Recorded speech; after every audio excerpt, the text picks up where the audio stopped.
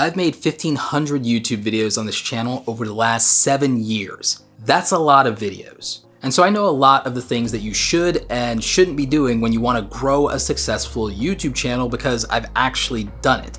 And I didn't do it all by making YouTube tips videos. And I promise you that these 5 things are not going to be make better titles and make better thumbnails because I know you're tired of hearing it, but you probably should actually start doing it for a change. Make better titles and make better thumbnails. Hey everybody, this is Roberto Blake helping you create something awesome today. Welcome back to the channel. So I've got 5 things you're probably not doing to grow on YouTube right now.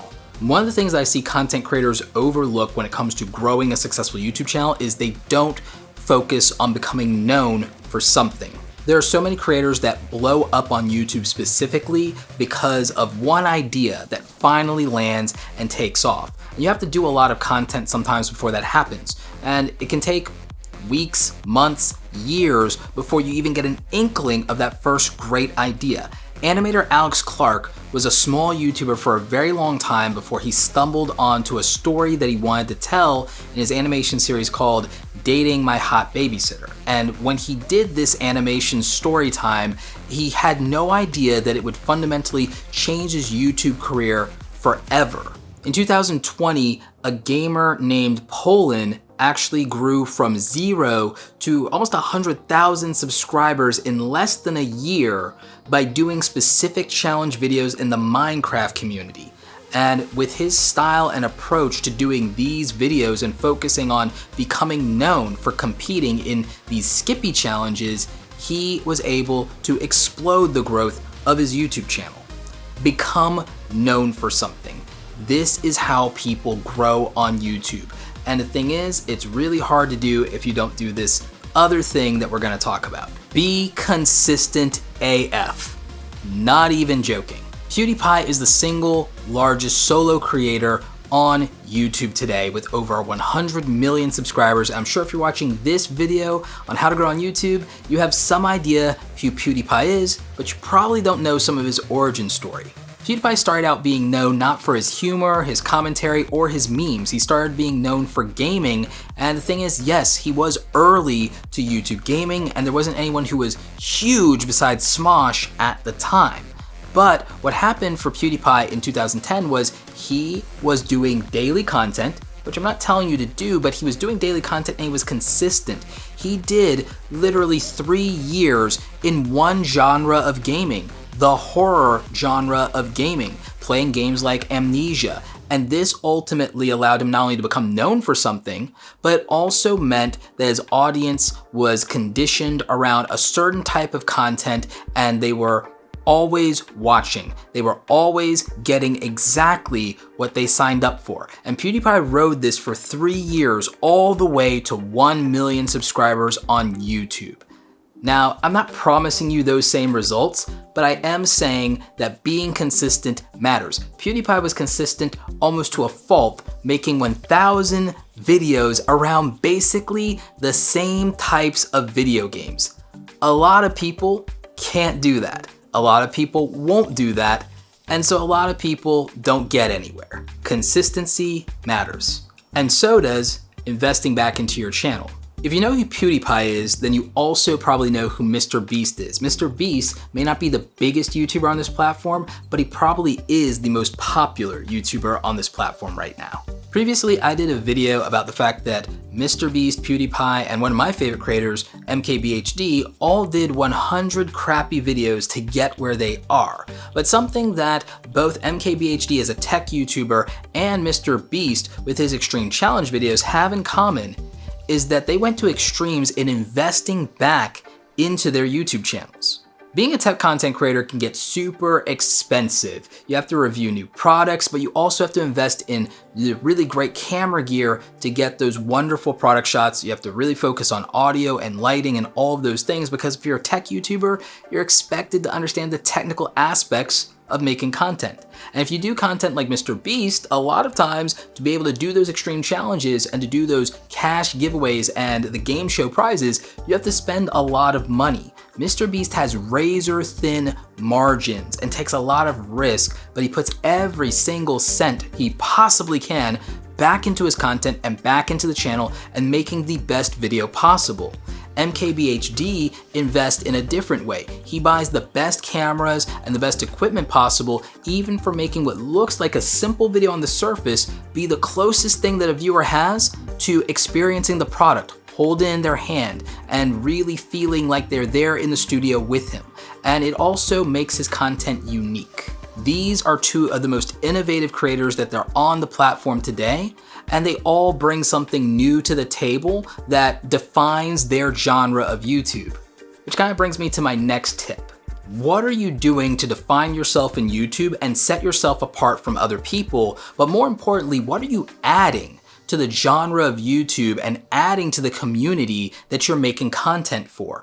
You need to find some way to change the game, because otherwise you're making similar content, you're a copycat channel, you're another clone of somebody else.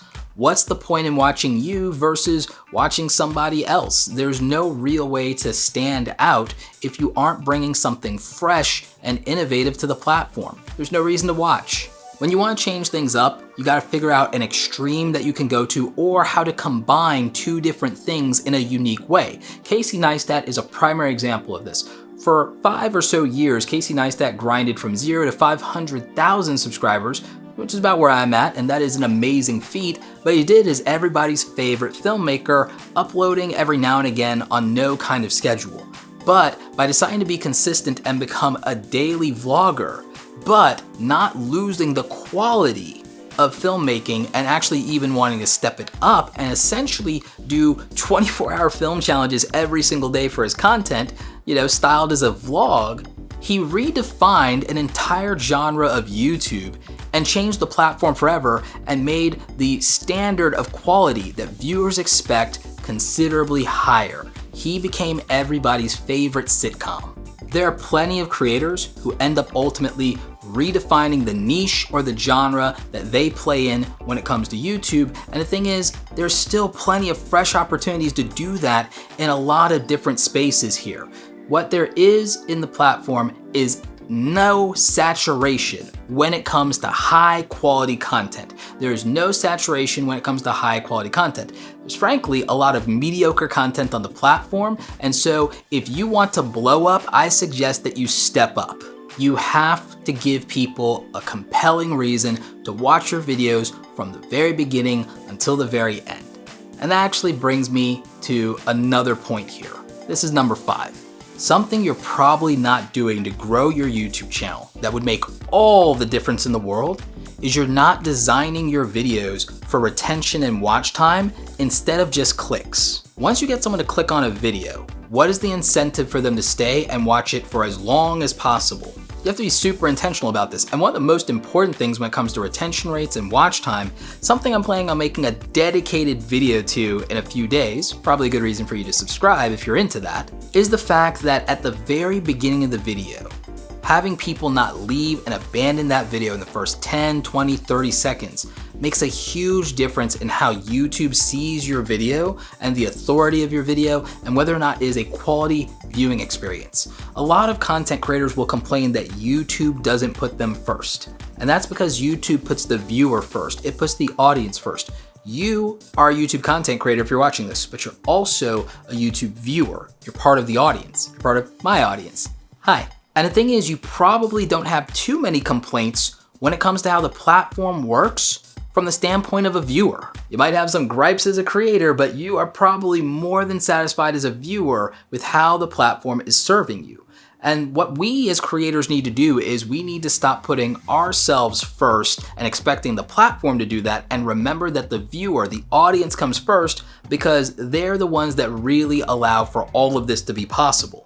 And part of putting your viewers first is making sure that they're getting what they signed up for, what they clicked for, what they wanted. It is supply and demand. If you are not giving viewers what they want, somebody else will. And the way that you make great viewer experiences is with investing back into making good quality content, good video, good audio, good lighting, good storytelling, good delivery, and, a likable or relatable personality, or at least be entertaining.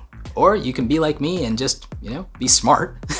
I don't think people watch me for my entertainment value. I think you guys watch me because, I'm a nerd. I did all your homework for you.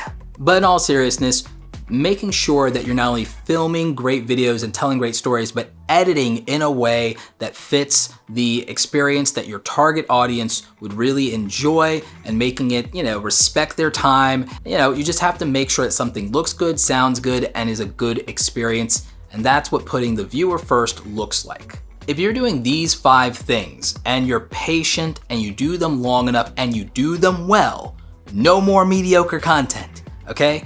If you do these things well and you do them long enough, then it's usually a guarantee that at some point your YouTube channel starts to grow and be successful. It happens faster for some people than others, but that's just how everything else in life works too, now isn't it? Question of the day: how are you going to step up and put your viewers first? Let me know in the comment section. Also, remember in the description to check out the YouTube Starter Kit. It has a bunch of resources that can help you. YouTube tips playlist is right up here. Description down below as well. As always, you guys, thanks so much for watching, and don't forget, go out there and create something awesome today.